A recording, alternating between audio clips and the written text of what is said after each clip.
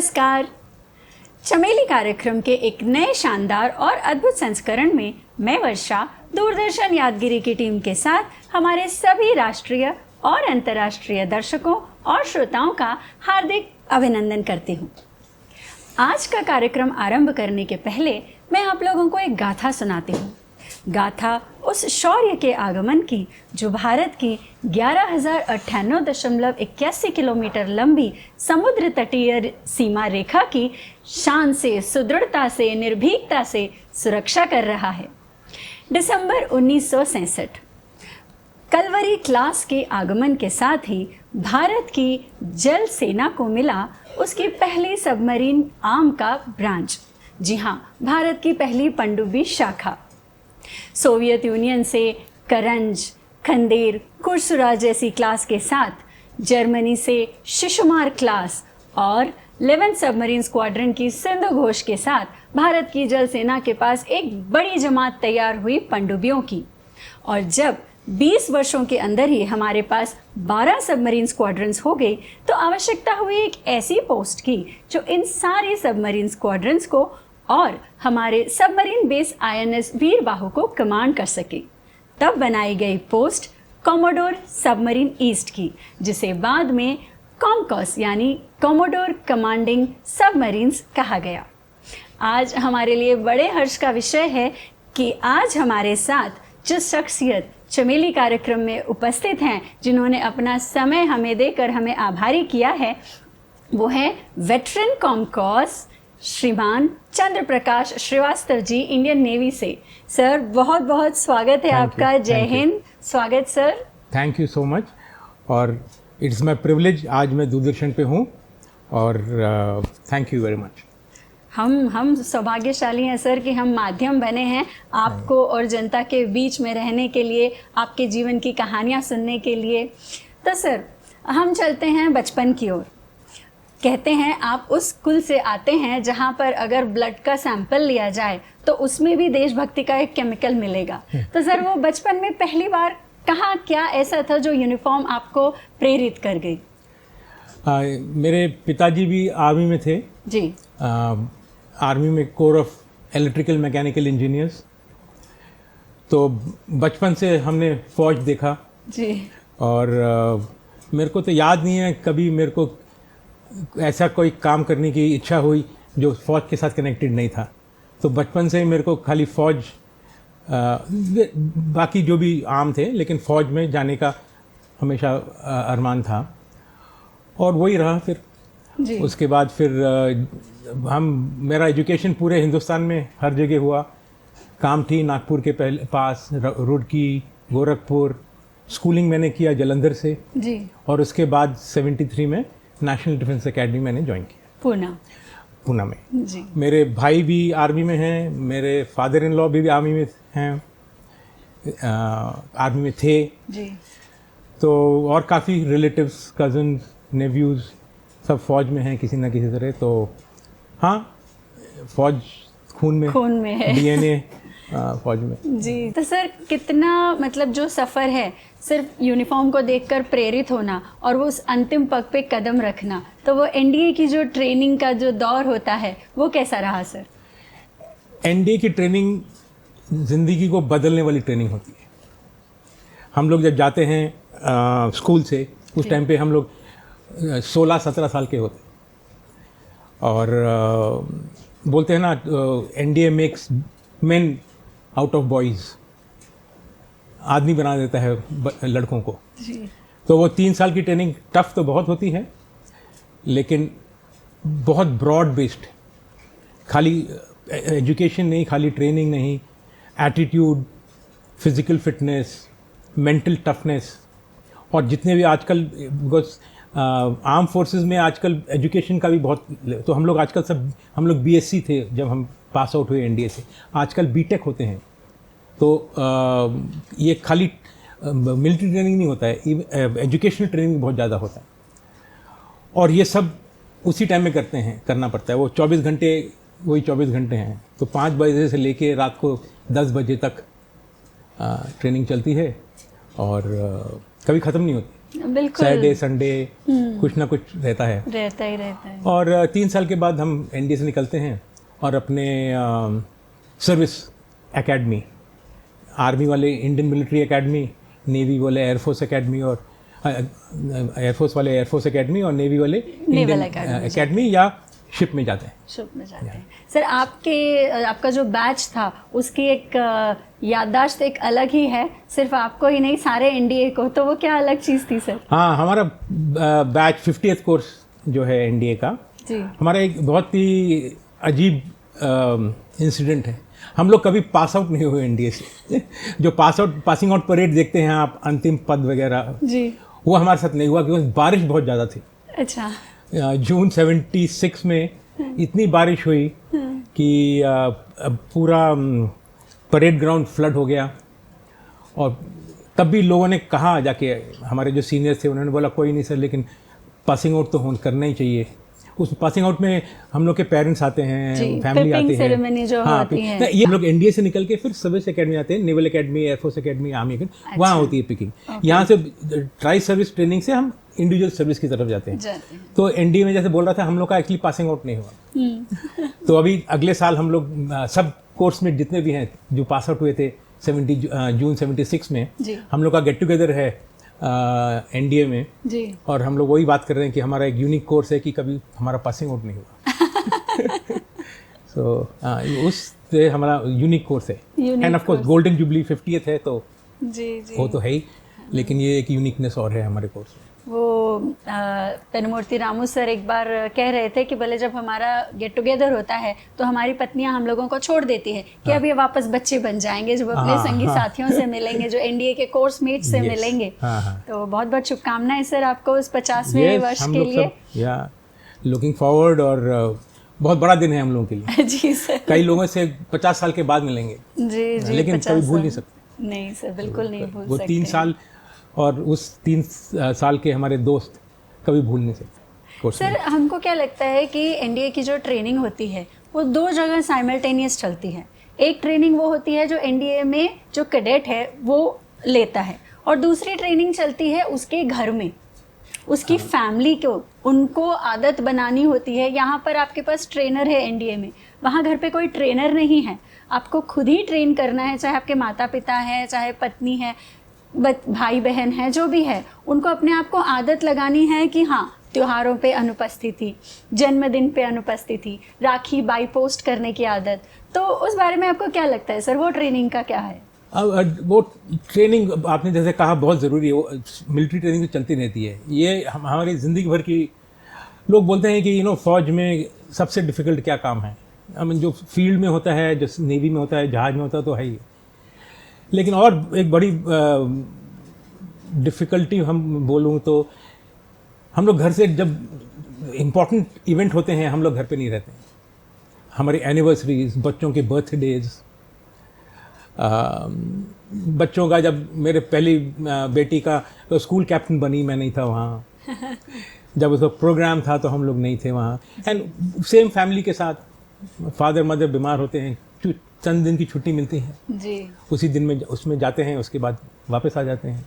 पर एक ये होता है सर कि सेना आपको सुविधाएं इतनी दे देती है कि आप उपस्थित नहीं होते हो, पर आप रहकर जो भी करने का था उसके लिए परिवार को, किसी को देखना नहीं पड़ता, आपको हर तरह से सहूलियत दी जाती है, चाहे वो अस्पताल की हो, चाहे कुछ भी हो। बिल्कुल। तो वो इमोशनल जो एब्सेंस है उसका वो इक्वल तो नहीं होता है, पर एक निश्चिंतता होती है कि हाँ, हम यहाँ हैं पर हमारा परिवार सुरक्षित है। बिल्कुल। जब भी हम सेल करते हैं या फ्लाई करते हैं, एयरफोर्स वाले या आर्मी वाले फ्रंट पे जाते हैं, उनको ये रहता है कि हमें कोई फैमिली की चिंता नहीं करने की ज़रूरत है। एक बहुत बड़ी फैमिली आर्मी, नेवी या एयरफोर्स वहाँ है उनको देखने के लिए। हाँ। और वही नहीं, जब वो फैमिली अभी भी है, रिटायरमेंट के बाद जो हमारी वीर नारियाँ होती हैं, जो अपने हस्बैंड्स को उनका लॉस हो जाता है, उनकी देखभाल, उनके बच्चों की देखभाल, जिंदगी भर का कनेक्शन रहता है सर्विस के साथ। जी, एक बड़ा परिवार मिल जाता है आपको। और आपको तो सर सेना के लिए आप जितने आभारी हैं, तो उसमें एक कारण और है जिसके लिए आप सेना के आभारी हैं। वो जब आप 20 वर्ष के थे, आपकी पत्नी से मिलना। हाँ, वो भी है कि मैं जुलाई 78 में कमीशन हुआ था। जी। बॉम्बे में था, पहले कोर्स कर रहा था। तो उस टाइम पे मैं मेरी प्रेजेंट वाइफ से मिला। जी। वो उस टाइम पे 17 इयर्स की थी, मैं 22 साल का था। वो कॉलेज में पढ़ रही थी, मैं डॉकयार्ड में था। जी। तो मुलाकात हुई और 3-4 साल बाद शादी हो गई। अभी शादी को होके भी पर क्योंकि बहुत साल वो हो भी गए। डिफेंस के बैकग्राउंड से ही जी। आती हैं, तो बहुत अंतर पड़ता होगा सर। हाँ, वो भी आर्मी बैकग्राउंड से हैं। जी।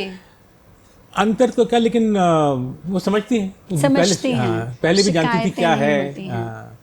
वो समझ जाती हैं कि क्या है, कि हम कब रहेंगे कब नहीं रहेंगे, क्या फाइनेंशियल स्टेटस है, क्या एटीट्यूड है। जी। और उनको पता है कि वो बच्चों का देखभाल यंग डेज में, जब बच्चों को सबसे ज़्यादा ज़रूरत होती है, हम लोग नहीं रहते हाँ। वहाँ। वो शिकायत नहीं करती, उनको पता है उन्होंने हाँ। अपने पापा को देख रहा है, उन्होंने अपना या। परिवार देख रखा है। हाँ, या। तो वो हाँ, तो मैं उनसे वहीं मिला था बॉम्बे। अगर नेवी में नहीं होता तो बॉम्बे में नहीं होता, और बॉम्बे में नहीं होता तो शायद उनसे तो मिलता वो नहीं मिलती। जी। और उसके लिए मैं आभारी हूँ नेवी का। या। चलिए सर, इस तरफ आते हैं वापस हमारी इंडियन नेवी की तरफ। तो सर, जब आप नेवी में, जब आप शिप में, सबमरीन में अंदर, जब आपको पहली बार काफ़ी दिनों के लिए जब आप रहते हो, तो फर्स्ट जो आपका होता है, तो सुनते हैं कि बहुत दिक्कत आती है अपने आप को पनडुब्बी के अंदर, आप उस वातावरण के हिसाब से अपने आप को ढालने की, आपको खाना खाने में दिक्कत होती है, तो बहुत सारी दिक्कतें अपने आप को आती है सर। जी, सबमरीन के अंदर जगह इतनी कम होती है, जी। क्लॉस्ट्रोफोबिक होता है। जी। तो आपको पहले दिन पता चलेगा कि आप सबमरीन में रह सकते हैं कि नहीं। अच्छा। किसी को सिखाने की ज़रूरत नहीं है, कुछ एक्सपीरियंस नहीं है। जो लोग नहीं रह पाते वो नहीं रह पाते। कोई गलत या सही काम नहीं है, इट इज़ जस्ट दैट आपका मेंटल वो नहीं है। तो क्लॉस्ट्रोफोबिया अगर आपको है तो पहले दिन, पहले घंटे में पता चलेगा आपको। अगर नहीं है तो फिर चलता है। लाइफ टफ, सबमरीन में हाँ। काफ़ी टफ है। पुरानी सबमरीन, आज की सबमरीन भी बहुत कठिनाइयाँ होती हैं, कई चीज़ों की कमी होती है। हमने मतलब Space। एक किस्सा सुना था, कोई बता रहे थे, बोले जब हमने नेवी ज्वाइन की तो पहले दिन खाना खाने की इच्छा नहीं हुई, क्योंकि वो आप पानी के अंदर हो, आप 30 मीटर नीचे होती है सर सबमरीन, 30 और या उससे ज़्यादा, उससे भी ज़्यादा होती है। तो वो आपको खाना पचने की मुश्किल होती है, आपको हर चीज़ की दिक्कत आती है। तो पहले दिन खाना खाने में थोड़ी दिक्कत हुई, सेकंड थर्ड डे वॉमिट्स हुई, जाकर वो बोलते थे कि सर हमें ऐसे हुआ है, बोलते ठीक है कोई बात नहीं। जब 7वें या 8वें दिन उनको वॉमिट हुई ब्लड के साथ, और उन्होंने जाकर बोला अपने चीफ को कि सर, तो बोले now you are fit for navy. हाँ। तो जब आपको वॉमिट के साथ ब्लड निकलता है तो now you are fit for this submarine, your body is fit. More than submarine ships में भी होता है, बिकॉज बेसिकली जो आप बोल रहे हैं वो सी सिकनेस की वजह से होता है। सी सिकनेस की वजह से। सबमरीन में जब हम डाइव करते हैं सी सिकनेस नहीं होती है ज़्यादा, लेकिन जहाज में बहुत होती है। जी। और छोटे जहाज़ों में ज़्यादा होती है, बड़े जहाज़ में थोड़ा कम होती कम है। होती है। सबको टाइम लगता है। कई लोग होते हैं लकी जिनको बिल्कुल नहीं होता है, लेकिन ज़्यादातर 80% 90% लोगों को आदत पड़ जाती है। जी। इनफैक्ट हमारे सीनियर हमको बोलते रहते हैं कि चाहे वॉमिट हो या कुछ भी हो, खाते रहना।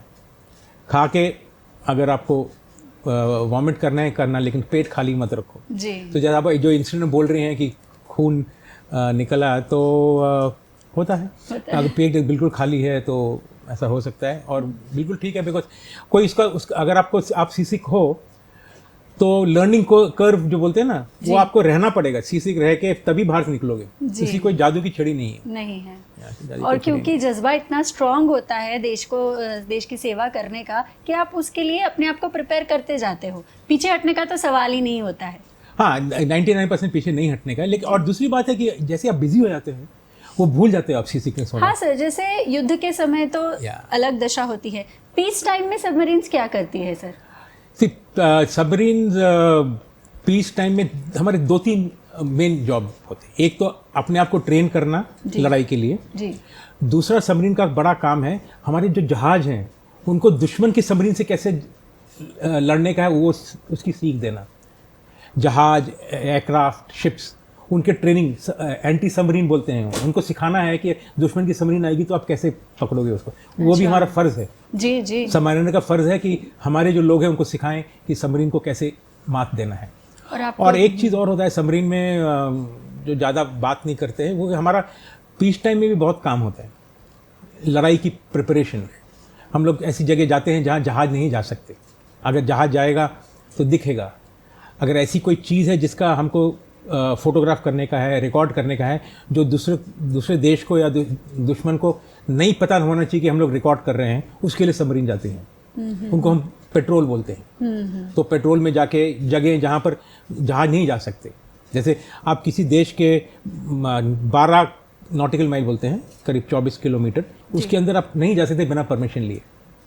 लेकिन अगर जाने की ज़रूरत हुई युद्ध की तैयारी करने के लिए, खाली नेवी का या नहीं, एयरफोर्स की तैयारी, आर्मी की तैयारी, वहाँ कैसा है, यार्ड कैसा है, कौन से जहाज उनके आते हैं, कैसे जाते हैं, क्या पैटर्न है, क्या उनके इंस्टॉलेशंस हैं, वो सब हम इंफॉर्मेशन लेने के लिए जाते हैं। बिल्कुल, तैयारी तो करनी पड़ती है ना सर, क्योंकि कहते हैं कि दुश्मन जब आएगा तो आपको मुंह धोने का समय नहीं देगा। आपको अपनी तरफ से पूरी तैयारी करके रखनी ही है जी, तभी आप उसका सामना कर सकते हो। तो ये प्रैक्टिस चलती रहती है। बिल्कुल। एक आपका सबमरीन अगर ऑपरेशनल हो गया तो मैं ये तो नहीं बोलूँगा कि हर टाइम, लेकिन एक स्क्वाड्रन में से या 2 स्क्वाड्रन में से एक सबमरीन हमेशा पेट्रोल पे रहेगी। पेट्रोल पे रहती है, रहनी ही चाहिए।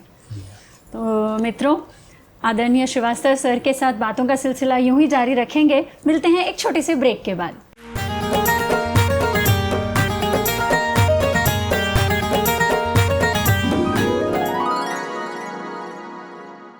हम लहरों की लय पर अपनी शौर्य गाथा लिखवाते हैं, हम लहरों की लय पर अपनी शौर्य कथा लिख आते हैं। गाजी कितने ही दुश्मन को देख हमें याद आते हैं। हम त्रिकंद हैं, हम अद्रोत हैं, हम त्रिकंद हैं, हम अद्रोत हैं, नीलगिरी हिम उदयगिरी, हम विक्रांत हैं, उन्नत होकर वापस आते जाते हैं। मित्रों, ब्रेक के बाद स्वागत है आप सबका। हमारे साथ माननीय हमारे अतिथि चंद्र प्रकाश श्रीवास्तव जी मौजूद हैं। तो चलिए फिर से चलते हैं सबमरीन में। INS सिंधु रक्षक आपकी सर्विस के पीरियड का एक बहुत ही यादगार शिप रहा है वो। तो INS सिंधु रक्षक में जब कलाम सर आए थे तब आपने उनको शिप का जो टूर है करवाया था नेवल का, तो उसकी यादें कैसी हैं सर? हाँ, उस टाइम पे मैं कॉमकॉस, जब से मैं बोला ईस्ट कोस्ट विशाखापट्टनम में था जी, उस टाइम पे हमारे हेडक्वार्टर ने ये निर्णय लिया कि तब तक जो 5 साल में एक बार प्रेसिडेंट्स फ्लीट रिव्यू होता है। अच्छा। तो प्रेसिडेंट ऑफ इंडिया आते हैं और पूरा नेवी का जो फ्लीट है उसका निरीक्षण करते हैं। Fleet, naval fleet, merchant fleet, coast guard, सब शिप्स रहते हैं वहाँ पर। ओके। तो पहली बार आई थिंक 2005 में ये विशाखापट्टनम में हुआ था। तो उस टाइम पे मैं कॉमकॉस ईस्ट का मेरा प्रिविलेज था रहने जी। उस टाइम पे ये डिसाइड हुआ कि पहली बार एक प्रेसिडेंट सबमरीन की सॉर्टी में जाएगा। हाँ, आप देखिए सबमरीन का सॉर्टी में बाकी सब जो है, एक सेफ्टी का बहुत बड़ा वो होता है। सबमरीन जो ऑपरेशंस होते हैं थोड़े ज़्यादा डिफ़िकल्ट से ज़्यादा थोड़े रिस्की होते हैं, थोड़ा सा रिस्क ज़्यादा होता है, पानी के नीचे आते हैं और प्रेसिडेंट को लेके जाना है तो ऐसा कुछ नहीं कर सकते जो गलत हो। तो हम लोगों ने डिसाइड किया कि सिंधु रक्षक सबमरीन थी, तो उसको मेन सबमरीन थी, एक स्टैंड बाय सबमरीन थी, क्योंकि अगर एक सबमरीन को कुछ हो गया तो दूसरी सबमरीन में जाएंगे जी। और उनके CO थे भिष्ट, कमांडर भिष्ट जी। उनके साथ हमने सब तैयारी की और प्रेसिडेंट को एक दिन पहले दिन लेके गए बाहर विशाखापट्टनम जी। और हमारे साथ सबमरीन में ज़्यादा लोग नहीं आ सकते, बहुत कम जगह होती है सबमरीन के, उतने आदमी जा सकते हैं जो वहाँ से एस्केप कर सकते हैं। तो प्रेसिडेंट आ रहे हैं तो सब लोगों को आना था, लेकिन बहुत रिस्ट्रिक्टेड, बहुत लिमिटेड लोग आते हैं वहाँ। हमारे चीफ ऑफ नेवल स्टाफ थे, CNC साहब थे, प्रेसिडेंट साहब थे, उनका मिनिमम जो भी था। सो हम लोग गए सुबह, प्रेसिडेंट को लेके गए बाहर, वहाँ डाइव किया और पूरा उनको थोड़ा ऑपरेशन दिखाया और उनके साथ लंच किया, बहुत सिंपल, बहुत शार्प। उनके साथ पूरा दिन बताया हम लोगों ने और वापस आए। और वो मेरे ख्याल में वो सबमरीन का, कॉमकॉस का और मेरा ऑर्गेनाइजेशन का, नेवी का, सबमरीन नाम का बहुत गौरवपूर्ण दिन था। जी, जी। मैं बात कर रहा हूँ 2005 में। उनको वो समझ गए कि सबसे बड़ा प्रॉब्लम सबमरीन का कम्युनिकेशन होता है। एक बार सबमरीन पानी के नीचे चली जाती है, कम्युनिकेशन बहुत कम होता है। तो उन्होंने मेरे से एक ही प्रश्न पूछा कि ये कम्युनिकेशन ठीक करने के लिए आप लोगों का क्या प्लान है। तो जो भी था मैंने कुछ बताया। तो जो जो व्यूअर्स हैं, उन जो थोड़ा साइंस समझेंगे, उन्होंने मेरे से एक क्वेश्चन पूछा कि आपने क्वांटम कम्युनिकेशन के बारे में क्या सोचा है। अच्छा। आज क्वांटम कम्युनिकेशन शुरू हो रहा है और 20 साल पहले हमारे प्रेसिडेंट डॉक्टर अब्दुल कलाम साहब ने मेरे से ये प्रश्न पूछा था कि आप क्वांटम कम्युनिकेशन के बारे में क्या सोच रहे हैं। ये था उनका फोरसाइट, ये था उनका साइंटिफिक बेंट ऑफ माइंड। तो मेरे लिए बहुत गौरवपूर्ण दिन था वो, हम सब के लिए जी। जो कमांडिंग ऑफिसर थे, वो क्रू थे, सब क्रू से मिले, पूरे सबमरीन में घूमे। हमारे एक ट्रेडिशन होता है सबमरीन में, जब पहली बार कोई जाता है नीचे तो उनको हम नमक का पानी पिलाते हैं, सबसे ज़्यादा डेप्थ का। अच्छा। तो अगर मान लिया अब्दुल कलाम साहब हमारे प्रेसिडेंट साहब पहले गए थे, तो जब हम 25-30 मीटर पे गए तो हमारा एक ट्रेडिशन है कि उस डेप्थ पे पानी निकालते हैं समुद्र का और एक ग्लास में उनको देते हैं जी। तो उनको वो पिलाया और हमने बोला ये हमारा ट्रेडिशन है कि जो पहली बार डाइव करता है उसको उस डेप्थ का पानी पिलाया। उन्होंने हम लोग के जैसे जो पहनते हैं सबमरीन वाले, जैसे कपड़े पहने जी, वैसे खाना खाया। कोई एक्स्ट्रा जो खाना हमारा गैली में बनता है उनका तो खैर खाने का वही इतना सिंपल होता है, लेकिन जो खाना हम लोग रोज़ खाते हैं वही खाना बना।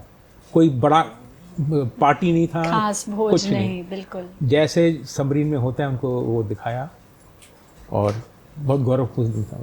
हाँ, और उसके बाद एक बड़ा दुखद इंसिडेंट हुआ था। कई लोगों को पता होगा कि 2013 में एक्सीडेंट हो गया था सिंधु रक्षक। वो कुछ महीने पहले रशिया से जी, वो रशिया से आया था, बहुत मॉडर्न सबमरीन था जी।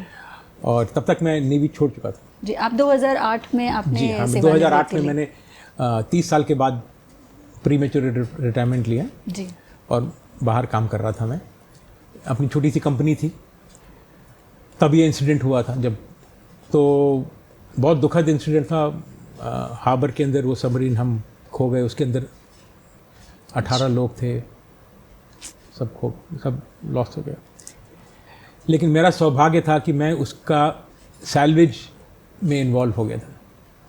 जो अमेरिकन कंपनी थी जो उसको सबमरीन, बिकॉज सबमरीन हार्बर में थी, उसको निकालना था बाहर, और उसके अंदर जो भी हमारे आर्म्स होते हैं, टॉर्पीडो, मिसाइल, वो सब थे जी जी। तो उनको सबमरीन को उठाने के पहले वो कंफर्म करना था, चेक करना था कि हर टॉर्पीडो, हर मिसाइल आर्म्ड नहीं है और न्यूट्रल है, डेंजर नहीं है।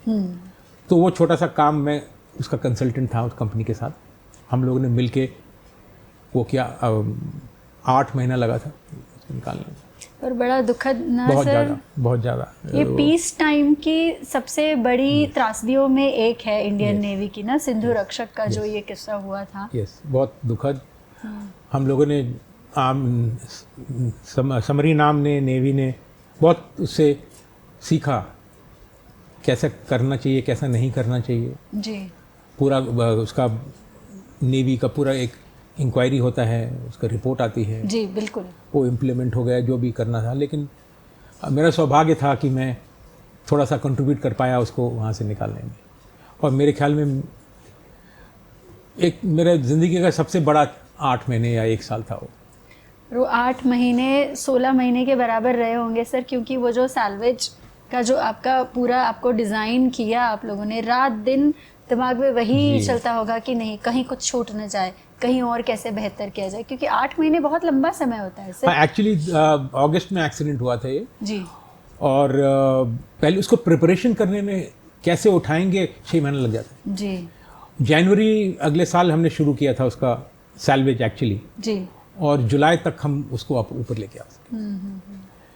तो काम था, डिफ़िकल्ट था, यूनिक, ऐसा कोई पहले कैसे किया वो यहाँ मायने नहीं रखता था, इसके लिए आपको हर प्रॉब्लम, हर सोल्यूशन, हर स्टेटस को चेक करना, क्या करें उसको, कैसे उसको इम्प्लीमेंट करेंगे, वो करके डेंजरस था, काफ़ी डेंजरस। डेफिनेटली, क्योंकि वो टॉर्पिडोज में ही कुछ घटनाक्रम ऐसे हुआ। टॉर्पिडो में काफ़ी वेपन होते हैं, जो भी वेपन थे काफ़ी थे उसमें जी, सबमरीन में होते हैं जी।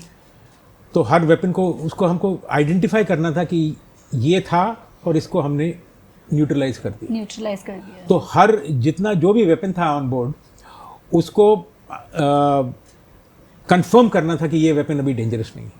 वो भी आपको पानी के अंदर जो जी, चीज़ है, जी। किसी भी तरह का सर्किट, शॉर्ट सर्किट हो सकता है, कुछ भी ब्लास्ट हो सकता है, तो बहुत बारीकी से सजग तो आप लोग होते ही हो सर, सजगता का तो कोई सवाल ही नहीं उठता है। तो बहुत, और भावनात्मक रूप से आप सिंधु रक्षक से जुड़े हुए थे, तो वो एक अलग तरह की यादगार है कि जिसमें वक्त बिताया है। मेरे को लगता है अगर नहीं होता तो मैं ज़्यादा खुश होता, लेकिन जब हो गया तो करना था। और मैं तो बहुत छोटा वो था, हमारे पास 23 अलग अलग देशों के लोग थे, 23 कंट्रीज, और डाइवर्स, मेन काम तो डाइवर करते थे, हम लोग तो ऊपर प्लान करते जी, फिर डाइवर जाके नीचे देखता था। बहुत कॉम्प्लेक्स प्रोसीजर होता है। बहुत सीखा उस एक साल में, जितना मैंने सीखा वो कभी शायद नहीं सीख पाऊंगा। और जब आपने 2008 में आपने सेवानिवृत्ति ली, तब से आज जो डिफेंस को, जो सुरक्षा बलों को स्वतंत्रता दी गई है, जो मेक इन इंडिया स्वदेशी आंदोलन जो है, आप उसको कहाँ देखते हैं सर कि इसमें कहाँ तक उसका योगदान सही साबित हो रहा है? जो मेक इन इंडिया का कॉन्सेप्ट है, जैसे हम INS विक्रांत को भी देखते हैं, तो अभी पूर्ण तरह स्वदेशी है वो जो INS विक्रांत, जो अभी नया वापस से उन्नत होकर शामिल किया गया है? अब पूर्ण तरह तो कोई भी देश नहीं बनाता है। अच्छा, पूर्ण तरह जी, थोड़ा बहुत लेकिन जो मेन सिस्टम है, जो मेन उसके आर्मामेंट है, सेंसर हैं, वो देश में बनने चाहिए, देश में बनने चाहिए। और उसका परसेंट हाई होना चाहिए, 80%, 60%, 70%। 100% बनाना बहुत वेस्ट। अभी आपको एक जो रेडीमेड चीज़ हल्की सी मिल रही है बाहर, उसको क्यों बनाने के? लेकिन अगर वो क्रिटिकल है, कोई रोक सकता है, उससे हमारी प्रोडक्शन लाइन रुक जाएगी, वो ज़रूर बनाना है, वो ज़रूर बनाना है। तो जैसे आपने बोला, आत्मनिर्भर बनना का कोई दूसरा ओपिनियन नहीं है, आत्मनिर्भर ही बनना है बस। हम अगर देश को बड़ा बनना है तो आत्मनिर्भर बनना है, डिफेंस में और बाकी हर जगह। जी, नेवी ने बहुत पहले शुरू किया। हम लोग आर्मी, एयरफोर्स की कंपैरिजन में नेवी ने मेक इन इंडिया बहुत पहले कर दिया।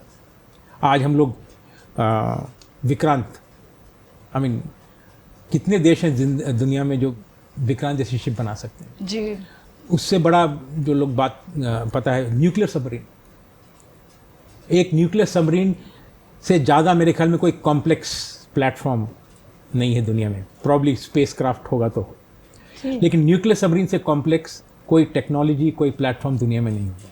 अगर वो आपने बना लिया जी, तो सबसे बड़ा एग्जाम्पल आत्मनिर्भर का मेरे ख्याल में विक्रांत,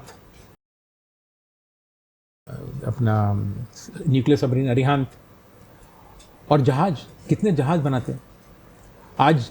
आपने देखा सुना होगा, दिन में 2-2 जहाज कमीशन करते हैं जी।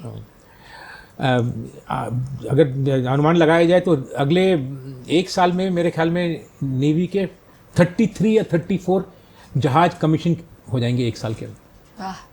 इतने जहाज, छोटे बड़े सब मिला के जी, इतने जहाज जैसे बोलते हैं ना पाइपलाइन में, यार्ड में बन रहे हैं जी। तो इससे बड़ा आत्मनिर्भर का कोई एग्जाम्पल नहीं जी, जी। और अगर हिंदुस्तान को या भारत को बड़ा देश बनने का है तो आर्मी, नेवी, एयरफोर्स, अपना IT इंडस्ट्री, फार्मा इंडस्ट्री, सबको आत्मनिर्भर बनना है। सबको आत्मनिर्भर बनना है। आप इंडिया के न्यूक्लियर सबमरीन प्रोग्राम में भी आप एसोसिएटेड रहे थे सर? हाँ, मैं 4 साल न्यूक्लियर सबमरीन प्रोग्राम में था जी, और वो भी बहुत एक्साइटिंग टाइम था। नेवी ने मेरे को बहुत कुछ सिखाया जी। वो 30 साल में ऐसा कोई दिन नहीं था जो मैंने सुबह उठ के मेरे को ये ना लगा हो कि आज मैं क्या करूँगा। हर जॉब में सबसे बड़ा गिफ्ट नेवी ने मेरे को वो दिया मेरे ख्याल जी। तो न्यूक्लियर सबमरीन प्रोग्राम भी बहुत चैलेंजिंग था, बहुत कंटिन्यूस था। मैं तो खाली 4 साल कुछ साल के लिए एक छोटी सी जगह था, जी, वो प्रोग्राम में तो वर्षों से लाखों लोग काम कर रहे हैं। कंपनीज, इंडिविजुअल्स, इंडस्ट्री, जी। साइंटिस्ट, सब लगे हुए हैं। अभी हमने हाल ही में वो रशिया और यूक्रेन का देखा सर, ड्रोन्स नेवी में अभी नेवी के ड्रोन्स भी होने लग गए हैं। हाँ, और ज़्यादातर ड्रोन्स हमारे काफ़ी ड्रोन्स इंडिजिनस हैं। हाँ, अंडर वाटर वो जाते हैं। हाँ, ड्रोन्स ब्रॉडली टर्म यूज होता है सबके लिए, हवा में भी, लैंड के ऊपर भी, वाटर या अंडर वाटर भी। ओके। सो नेवी में drones, I mean under water, अगर आदमी के बिना कोई काम हो सकता है, डेंजरस काम, तो क्यों ना हो। एंड अंडर वाटर से डेंजरस, काफ़ी डेंजर तो है ही अंडर वाटर। जी। तो बहुत डेवलपमेंट है अंडर वाटर ड्रोन्स में, अंडर वाटर वेसल्स में, एयरक्राफ्ट लैंड के ऊपर। जी। तो फ्यूचर वॉर, आप जैसे ने कहा, यूक्रेन वॉर में सीखा गया है, लोगों ने, पूरे दुनिया ने सीखा है। हमारा ऑप संदूर में देखिए जी, अदृश्यम अजेयम अदृश्यम वदः, इतने सुंदर सुंदर संस्कृत के शब्द आर्मी में, नेवी में, एयरफोर्स में यूज होते हैं, तो बड़ा अच्छा लगता है सर। नाम भी इतने सुंदर रखे जाते हैं, आईएनएस तमाल, आईएनएस अंद्रोथ। यस, तो आपको पता होगा ये सब नाम वापस आ जाते। पहले पुरानी पहली सबमरीन हमारी कलवरी थी जी, उसके अभी नया सबमरीन बना, फिर एक और नई कलवरी आ गई। जी, पुराना विक्रांत था, नया विक्रांत आया। पुरानी नीलगिरी थी। जी। नीलगिरी बहुत इम्पोर्टेंट माइलस्टोन है नेवी का। अच्छा। वो पहली शिप थी जो हमने मैजगन डॉक में बनाई। अच्छा। नीलगिरी रॉयल नेवी का डिज़ाइन था, और हमने पहली शिप इंडिया में जब बनाई थी वो नीलगिरी थी। और उसके बाद अभी देखिए हम एयरक्राफ्ट कैरियर बना रहे हैं। जी जी, बहुत ही। और जैसे युद्ध के दौरान युद्ध होता है तो आप जब उसमें संलग्न होते हो, उसमें आप इन्वॉल्व होते हो, उतना ही आपको सजग रहना पड़ता है जब आप युद्ध के लिए तैयार होने की स्थिति में होते हो। तो कारगिल के समय पर भी हमारी नेवी बिल्कुल रेडी टू फाइट वाली सिचुएशन में थी, ऑपरेशन सिंदूर में भी। सी, नेवी बोलते हैं ना silent arm, silent service, because हम लोग समुद्र में रहते हैं जी।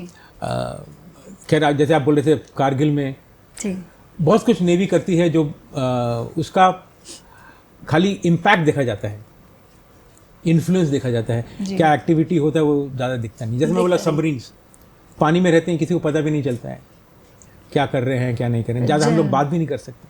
कुछ ऐसे काम करते हैं जो बस हमें ही पता रहता है, फैमिली को भी नहीं पता। फैमिली को भी नहीं, वो तो होता है सर। किसी भी सैनिक के परिवार को अगर वो बता भी रहा है कि मैं यहाँ हूँ, तो भी उनको लगता है कि हाँ ठीक है, ये कहीं और भी होगा, हमको ये कह रहा है, हमको ये मान लेना है। सो बोलते हैं ना, टू बड़ा फेमस सेइंग है आर्मी नेवी एयरफोर्स में, the more you sweat in peace the less you bleed in war. जी सर। तो कभी ख़त्म नहीं होता है, खत्म नहीं होता है। कंटिन्यूस ट्रेनिंग, कंटिन्यूस अपग्रेडेशन जी, कंटिन्यूस लर्निंग। जो मैंने सबमरीनिंग किया था, सबमरीनिंग, और आज जो कर रहे हैं, जमीन आसमान का फर्क है, बहुत अंतर होता है। आज के लोग कितने आगे निकल गए। जब मैं जाता हूँ सबमरीन या शिप में, जी, बहुत गर्व होता है मेरे को कि ये लोग, जो यंग जनरेशन है, क्या क्या काम कर रहे हैं। आज के शिप्स कैसे हैं, उनके लोग, उनके ट्रेनिंग, यंगर जनरेशन जहाँ हम छोड़ के गए थे उससे बहुत ऊँचे निकल गए। और खुशी होती है, प्रसन्नता होती है, गर्व महसूस होता है कि हम जहाँ छोड़ के आए हैं, हमारे बच्चे उसको आगे और लेकर जा रहे हैं। तो हर तरह से अभी तो एक देश की नेवी दूसरे देश की नेवी के साथ भी पीस टाइम में एक्सरसाइज के लिए जा रही है, जैसे त्रिकंद, आईएनएस त्रिकंद गया अभी। ये कंटिन्यूस होता है, जो फ्रेंडली नेशंस होते हैं। जी, नेवी का एक तो काम है वॉर, वो तो है ही। दूसरा काम बहुत ह्यूमैनिटेरियन ग्राउंड्स, पीस वर्क, वो तो प्रैक्टिस करना पड़ता है। जी, अगर दो आदमी के एक साथ खेलने का है तो प्रैक्टिस करेंगे। जी, तो वही है नेवीज का, आर्मी का, एयरफोर्स का। जी। अगर आप ट्रेन नहीं करोगे एक साथ, तो जब समय आएगा काम करने का, आप नहीं कर पाओगे। इंटर ऑपरेटेबिलिटी बोलते हैं। जी, हमें छोटी सी चीज़, उनका एक्सेंट भी समझ आना चाहिए। अमेरिकन को हमारा एक्सेंट समझ में आना चाहिए। जी, ऑपरेशन इक्विपमेंट चेक करते हैं, तो इंटर ऑपरेबिलिटी, सोचने का तरीका, और कुछ हम उनसे सीखते हैं, कुछ वो हमसे सीखते हैं। तो हमारे लोग उनके शिप या सबमरीन में जाते हैं, कुछ लोग उनके शिप्स या सबमरीन से हार पाते हैं। एक्सचेंज जैसे होता है सेलर्स का। हाँ, सेलर्स का, ऑफिसर्स का एक्सचेंज Officers होता का है। भी और होता है। इंडिया, हमारा जो नेशनल फॉरेन पॉलिसी है कि हम सबके साथ सब मैत्री का नियरली भाव सबके साथ रखते हैं। जी। तो हम नियरली सबके साथ प्रैक्टिस करते हैं। जी, तभी मेरे ख्याल में ऐसी कोई नेवी नहीं है, होगी मे बी अमेरिकन या कुछ, लेकिन हम लोग जितने कितने नेवीज के साथ काम करते हैं, आर्मीज के साथ, जी। बहुत कम कंट्रीज हैं उनको ये प्रिविलेज होता है। जी जी, तभी सर INS त्रिकंत को आज कहीं अगर रोका जाता है तो जितना अल्टीमेटम दिया जाता है उतने समय के भीतर ही हम अपनी खुद की सुरक्षा के लिए अपने पास से रवाना कर चुके होते हैं। ये जो शक्ति भारत की सेना की उभर कर आई है तो बड़ा गर्व महसूस होता है, हमें बहुत अभिमान है अपनी सेना पर, तीनों ही सेनाओं पर, हर सुरक्षा बल पर, चाहे वो BSF हो, चाहे CRPF, आर्मी, नेवी, एयरफोर्स, हम सिविलियंस हैं जी। हम हर हमारी सेना के हर, चाहे वो अधिकारी हो चाहे सिपाही हो, हम सभी भारतीय नागरिकों की तरफ से हम निजी तौर पर आप सबका आभार करते हैं सर। Thank you. अब जैसे आपने बोला, बहुत ज़्यादा एजेंसीज अपना अपना काम करती हैं, सब अपना अपना काम करके तब पूरी मशीन चलती है। पूरी मशीन चलती है। श्रीवास्तव सर के साथ बातों का सिलसिला यूं ही जारी रखेंगे। मिलते हैं एक छोटे से ब्रेक के बाद।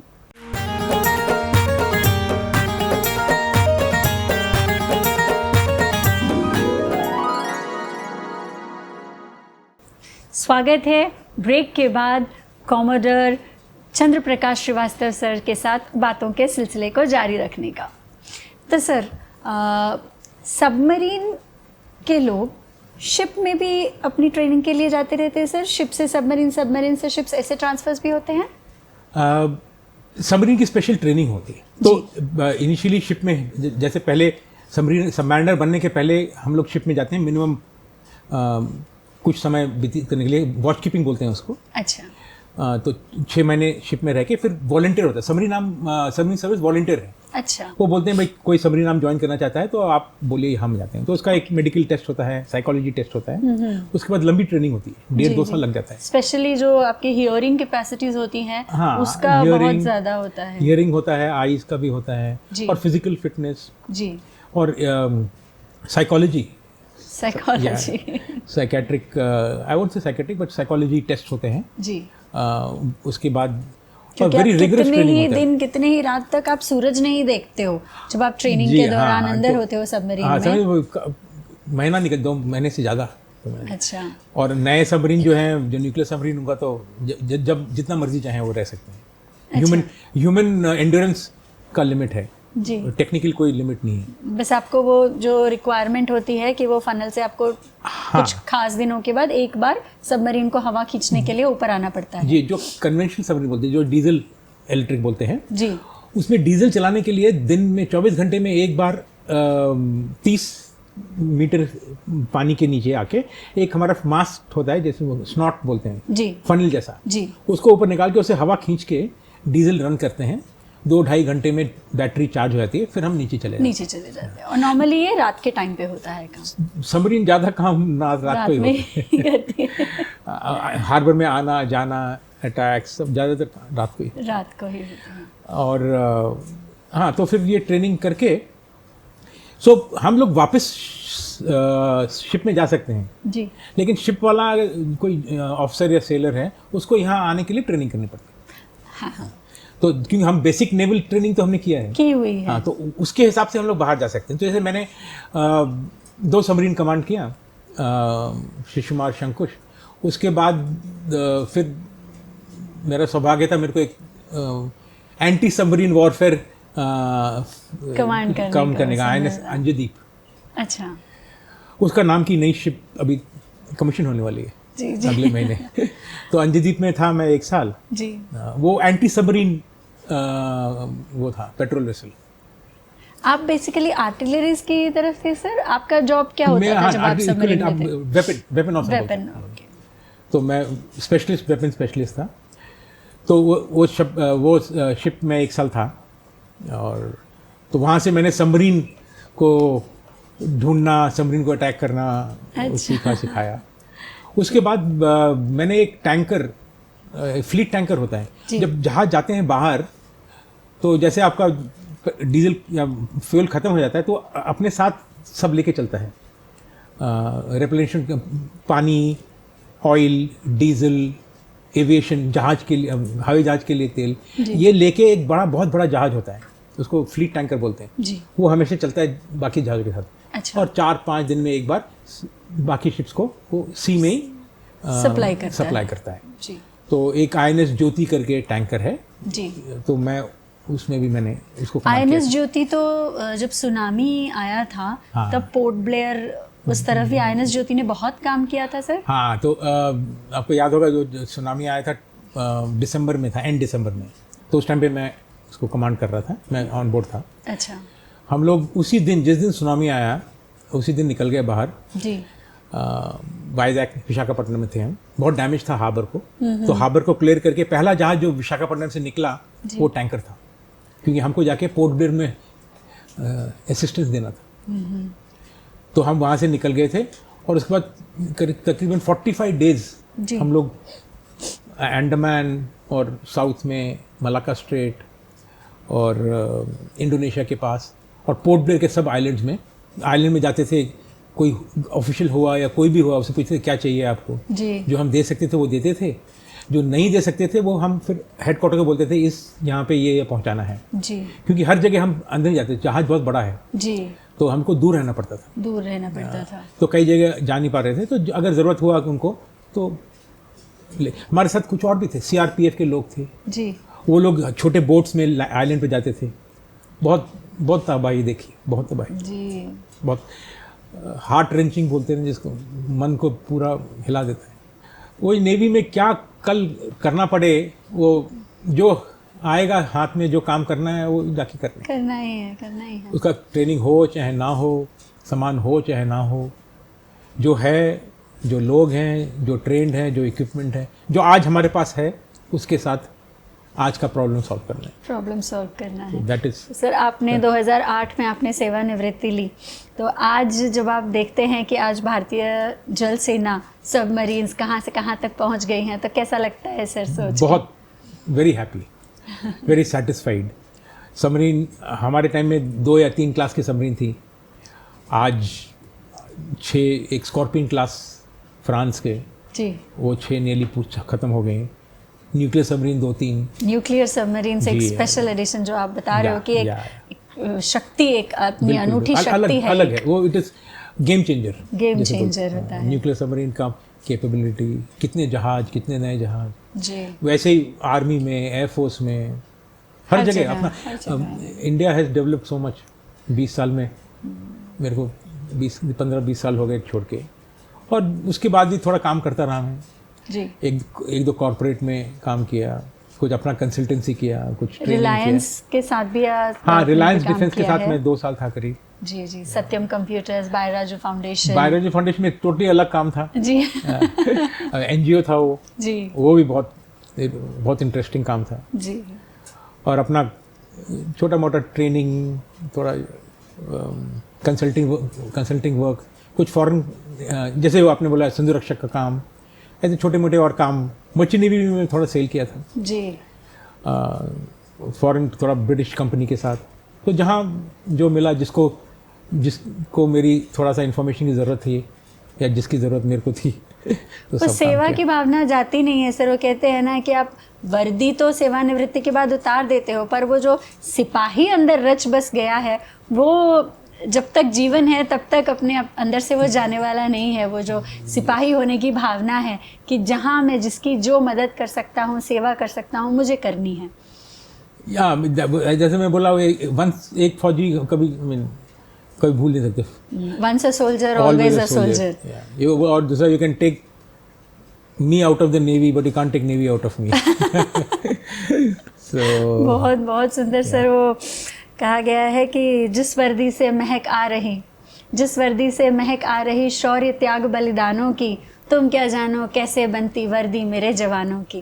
तो उस वर्दी को, उस आर्मी, नेवी, एयरफोर्स, हर सेना की वर्दी को हर भारतीय की तरफ से बहुत बहुत आभार और नमस्कार है हर सेनानी को। तो सर, आपका ये जो 30 वर्षों का जीवन आपने सेवा में दिया है, तो आप क्या संदेश देना चाहेंगे सर हमारी जो भावी नेवी के सैनिक हैं उनको, या एक साधारण मनुष्य को जिसके जीवन में कठिनाइयाँ आती हैं, तो कैसे कठिनाइयों का सामना करें?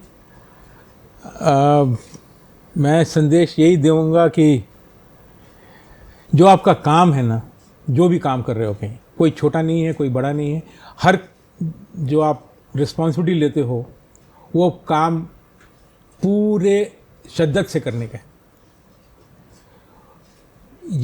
ऐसा काम जो काम कर रहे हैं आप, वो समझिए दुनिया में सबसे इम्पोर्टेंट काम वही है। इससे उससे ज़्यादा इम्पोर्टेंट काम कोई नहीं है। बिकॉज जिसने आपको काम दिया है वो जानता है कि खाली आप ही वो काम कर सकते हो, इसलिए आपको काम दिया है। तो वो काम ऐसा करने का है जैसे दुनिया में और कुछ है ही नहीं। और I am all of us are very patriotic और नेशनलिस्टिक। देश से बड़ा कुछ नहीं है। बिल्कुल सर। बाकी सब तो है, फैमिली तो है ही जी। और देश से बड़ा कुछ नहीं है, और काम से बड़ा कोई पूजा नहीं है। काम से बड़ी कोई पूजा नहीं है। और जब सुबह उठते हो और जब तक सोते हो, तो जो आपका काम है, जो भी है, कहीं भी है, चाहे आप टीचर हो, चाहे स्कूल जा रहे हो, बच्चे हो, जो भी आपका काम है उसको मन लगा के कीजिए जी। और बिना कोई डिस्ट्रैक्शन, बिना कोई कुछ सोचे।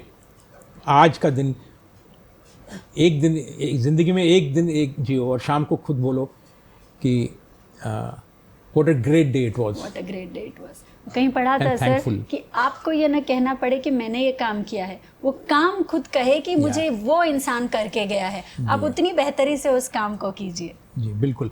काम कर्म ही धर्म जैसे बोलते हैं ना, कर्म ही धर्म है। कर्म ही धर्म। बाकी सब जो आप करोगे उसको जान लगा दीजिए। हर सुरक्षा बल जो हम सब के लिए रात दिन एक कर रहे हैं। कितने दिन तक सूरज नहीं दिखता है, सोचिए आप। जब सबमरीन में एक सैनिक होता है तो हम आज 2 दिन बारिश हो जाती है, धूप ना निकले तो हम कहते हैं सूरज नहीं निकला। महीनों हो जाते हैं, महीनों। तो आभारी रहिए सैनिकों के लिए, इनके योगदान के लिए। और बहुत बहुत आभार सर आपका कि आपने समय दिया, दूरदर्शन केंद्र तक आए। आप आभारी हैं हम आपके जीवन की बातों को हमने जाना, आपके अनुभवों को साझा किया, गौरवपूर्ण क्षण आपके साथ बिताए। बहुत बहुत आभार सर आपका। Thank you so much. मेरा प्रिविलेज मैं आया and honour to be here. जय हिंद। जय हिंद। जय हिंद सर। चमेली कार्यक्रम के आज के इस यादगार संस्करण के बाद फिर मिलेंगे कुछ दिनों बाद चमेली के एक नए एपिसोड में। तब तक के लिए थैंक यू। नमस्कार।